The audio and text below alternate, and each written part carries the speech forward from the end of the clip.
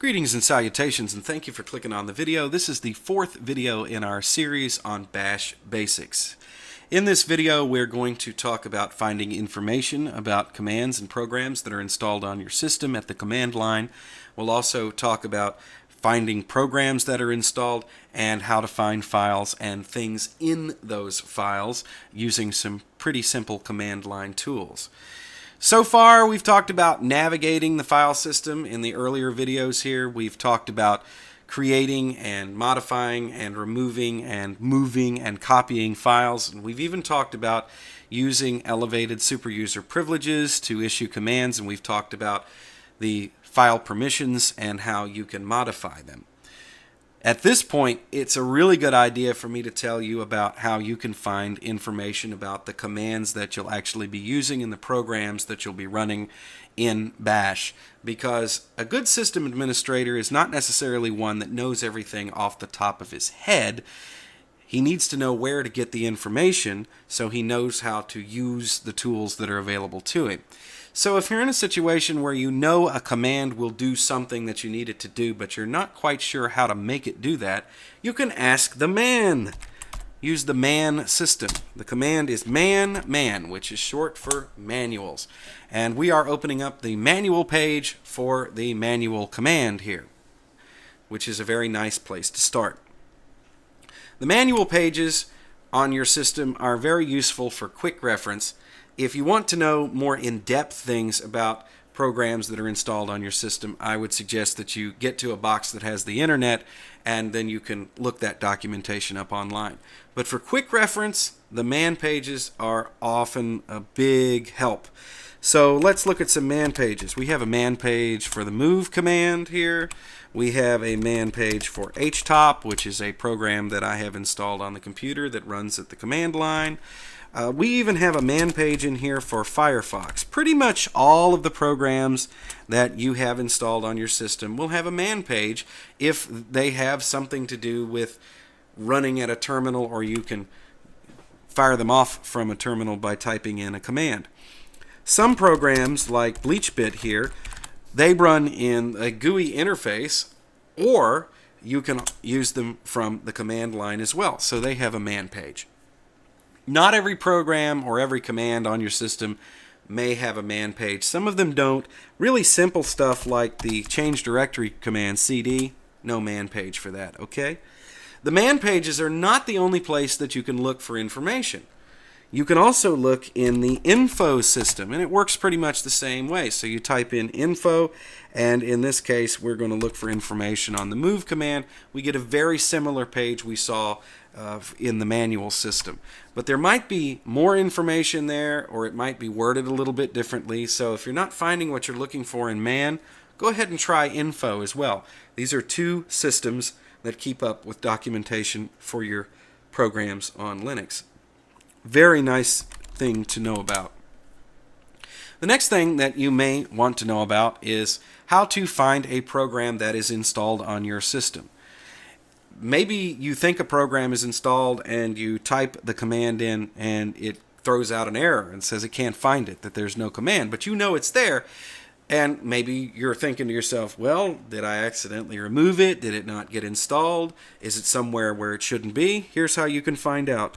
Type in which, and in this case we'll look for htop, and now it prints out the path where the htop binary lives. In this case it is /usr/bin/htop. Very good information to know, especially if you're writing scripts and you want to put absolute paths to the commands that you're using in the script to make sure that there's no confusion. Let's talk a little bit about paths and why that's important. When your terminal boots up, it opens up a variable path statement that tells Bash where to look for commands when you type them in. To see what your variable is, all you do is type in $ and path in all caps, and it will print that variable on the screen. And in our case here, it is looking in many different folders or directories for programs. We have usr/local/sbin. We've got local/bin. We've got usr/sbin. So these are all of the places where a program that is installed on your system might live. You'll notice here that your own home directory is not listed, and that's done mainly for security reasons. Just in case somebody slips some nefarious code into your home folder and then you type in the command. I mean, they could write a virus program and then they could rename it MV, okay? And the system is going to automatically look in your home folder for anything before it looks anywhere else. So it will override the actual move command that's living in one of these directories listed. Now you can add other places in your path statement to look for commands, but that is way beyond the scope of this tutorial. That's a very advanced thing to do, and it involves editing the bash RC file. So not going to talk about that, but essentially that's how that works. And sometimes when you know a program is installed and you type it in, it just might be in the wrong place. So to get it to run, you have to type in an absolute path or reinstall it and put it where it belongs, something like that. Okay, so that is how we figure out what programs are installed on our system and where. The next thing we're going to talk about is finding files on your system. And this is pretty important because, you know, in your GUI interface there, you can scroll through the list. There's find tools in your manager, maybe on the menu. You know, your file manager has a tool there that's got a search tool. There might be one on your actual menu for your desktop environment. But when you're at a command line, you have to use the find tool to be able to find files. You can find using all kinds of parameters. You can find by the size, you can find by the name, you can find by the date, all that kind of stuff. We're going to keep this real simple. So I'm going to go to cd junk, okay? And let's pretend that instead of having just 4 little files here, we've actually got thousands of files in here. And we could scroll through a big, long list of files that we got from the output of the list storage command, or we can just run a search to see whether it's here. So to do that, pretty simple, just find, tell it we want to find it by name, and now we're going to give it the name of the file. Okay? Bam. It tells us that it's here, and it's also telling us that it's in the current directory. That's why we have the ... and the /. So pretty cool there. That showed us that the file actually exists. We can look in other directories for files. So let's go to find. Then I'm going to tell it, in this case, we're going to look in etc. I'm going to look by name once again, just to keep things nice and simple. And we're going to look for the file called fstab. Fstab is a configuration file. We've used it as an example before. So it's going to go out and it actually finds it. In this case, it throws up some errors though. There were some folders in there it couldn't look at, and that is because we do not have permission to look in those folders because we're not running as an administrator, we're not the super user. So if I would do the same search, which I'm actually not going to do because it would probably take it forever to find it on this older computer, if I would tell it I want to look through the entire file system for a file named fstab, I would turn it loose and then it would probably kick out a whole bunch of errors. Okay? As a matter of fact, it's looking right now. I can hear it going ka-chug, ka-chug as it looks through the file system. So let's go ahead and stop that, and we use Control-C to cancel that because we really don't want it to look through the entire file system. So that's the very basics on how to use find. You can also use find with regular expressions. So in other words, if you want to look for every text file that's in a directory, you can do that. But you have to kind of change how you the syntax on that, and I urge you to look that up if you want to use it that way. So let us now talk about finding things within files, especially text files. And this is really important. Sometimes you find yourself in a situation where you have a really big long text file and you're wondering whether there is a piece of information in there, okay? In other words, you need to just find a line. You need to just confirm that this is there, or you just need a certain information out of the file. And for that, we're going to use the grep command.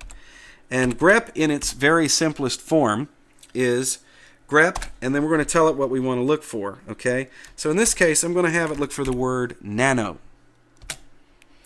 And then I'm going to have it look in the file called junk.txt. And what it's going to do here is it's going to return all of the lines that are in that file. And you see now it says nano is cool, nano is awesome. So let's cat that file.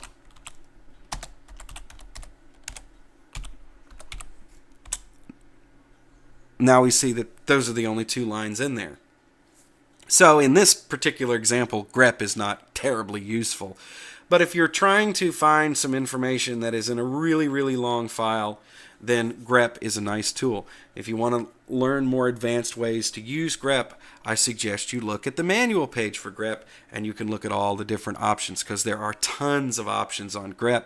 You can also use grep to go through a file and find everything that refers to a particular, like you could take a really long database file, and if you want all of the information about Bob Smith, okay, it can look for every line that contains Bob Smith, and then you can have it dump it into another file, and then you have generated all the results out of that database in a nice convenient file. And you do that by piping the output of grep into the input of something like, or just put it into a file.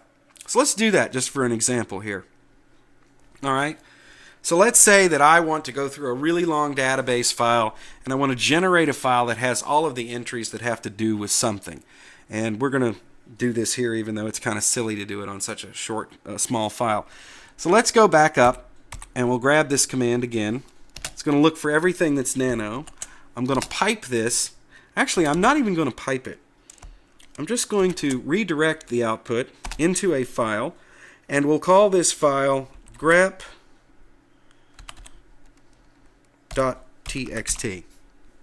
Okay?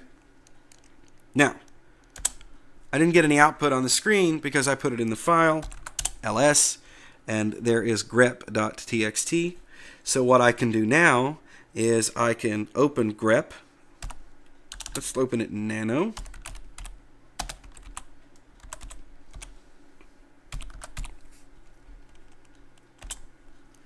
And there is all of the information that has the word nano in it using that command. So it's a very basic way to use the grep command. And that is going to be about it for this video. In the next video, I'm going to take a look at managing user permissions. I'm actually talking about creating users, and I'm going to talk about removing users, and I'm going to talk about changing passwords for users, and also setting groups for users. We're going to take care of that in the next segment as we go on to part 5.